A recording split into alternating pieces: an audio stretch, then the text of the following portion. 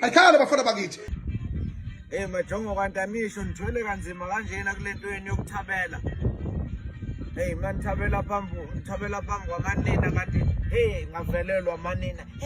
Umshayelani, yini ngempela, yini. Hawu ningadlaleli ngasekitchen suka.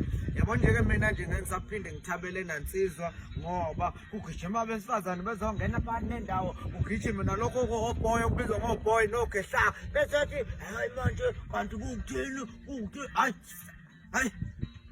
hayi sophinde ngithabele mhlawumbe ukuqeda nje inkulumo phakathi kwami naleli jongo la umculo ngizwe bengade ngithe 3 days insizwa yakithi anginose kanjena-ke umuntu kakhulu 3 days ngoba lento ngiyayibona izozingena na osisi laba ngikhuluma nosisi mina mangabe kukuthi sikhuluma namajongo kunikeza until 5 o'clock namhlanje xolise kulo mfoko kanzimande mangabe kukuthi awuxolisi ngo5 o'clock namhlanje kulo mfoko kanzimande ngicela ukuthi wazi ukuthi ngo6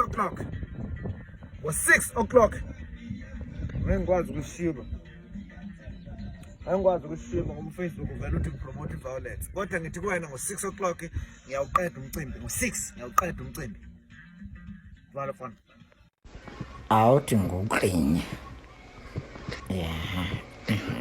Hayi yabona Mavundla ngicela sekuvuma ngani mfowethu. Tshela abantu ningivuma ngoba kwenze njani. Ngoba yabona lento yomhopolo ngeke sisendawo. Ya unjani manje unjani. Mavundla mina ngiyahluleka ukufihla iqiniso. Usungenza isilimo batshela ukuthi ngikwenzani batshela ngikhuluma ngakho. Hayi uyidla yazi uyidla Mavundla. Nalapho nje kusakungenza isilimo nalapho. Yazi uyingozi impela futhi uzakabi. Batshela sengigamenge batshela ngikhuluma batshela ngigamenge. Futhi usungena ugamenge manje ugamenge impela mathola. Usazolifihla ke leli qiniso lokuthi wenze iphutha ngokudlalisa umfazi womuntu. Usazofihla. Mavundla mina ngiyahluleka ukufihla iqiniso. Kodwa ngizokuyekela lokho ngaphinde ngimthathe kanjalo hamba uyazi ukuthi urabisha awuzazi kanti uzangithuka uyisha shit ngizokuthunsula ngifuna ukuthi uyazi ukuthi uzakabi hayi vele ubalekeke kanti ukhala kabi